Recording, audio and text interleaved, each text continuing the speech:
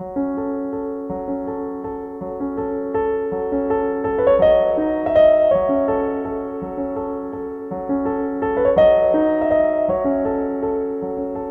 one of my previous videos, I presented several scenarios where, due to some tax incentives, buying a brand new Model X results in a much better deal than a Model 3. I'm including a link to that previous video in the description in case you haven't seen it. In this video, I'm going to address some of the most frequently asked questions and also some additional comparisons and scenarios that were requested in the comments.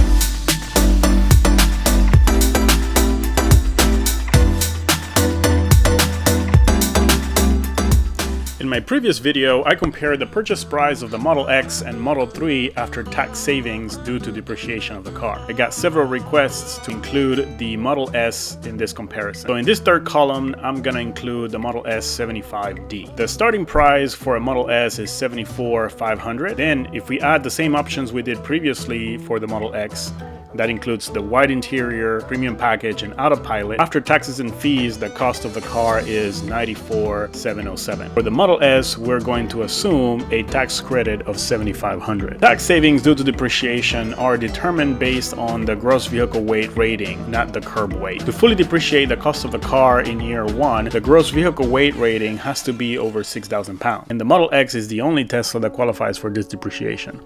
Unfortunately, because the Model S is rated below the 6,000 pounds, it is only allowed a tax deduction of $18,000. Assuming 100% business use and a 32% tax bracket, tax savings for the Model S are the same as the Model 3 at $5,760. Total cost of the car after savings is $81,447, making it about $24,000 over the Model 3.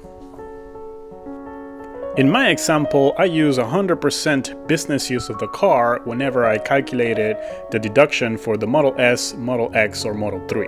Although 100% business use is a lot more common than many think, the standard method is to keep a log for the miles that you drive for business and the miles that you drive for personal. This record keeping is actually easy to do with many phone apps that do most of the job for you.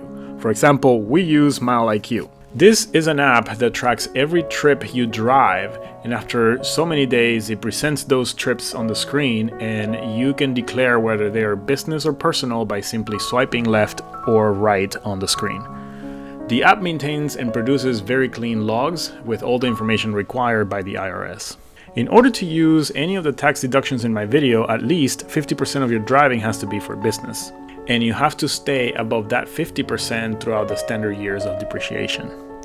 One standard strategy that many business people use is to buy the car late in the year, typically December, and make sure that they only use the car for business during those last days of the year. That way, whenever they take that 100% depreciation of the car in year one, they have also maximized the business use for that year.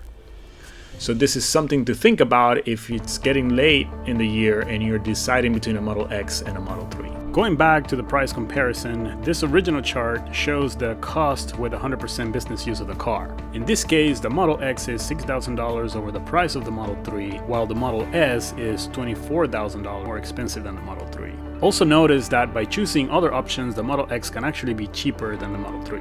The other extreme case is 50% business use of the car, and this is the minimum you can use the car for business and still qualify for the deduction. In this case, the Model X is over $18,000 more expensive than the Model 3. The price of the Model S and the Model 3 go up by the same amount, and that makes the Model S still $24,000 more expensive than the Model 3. Hopefully the information and comparisons done in this video are helpful to you. Don't forget to subscribe and please leave comments and questions below.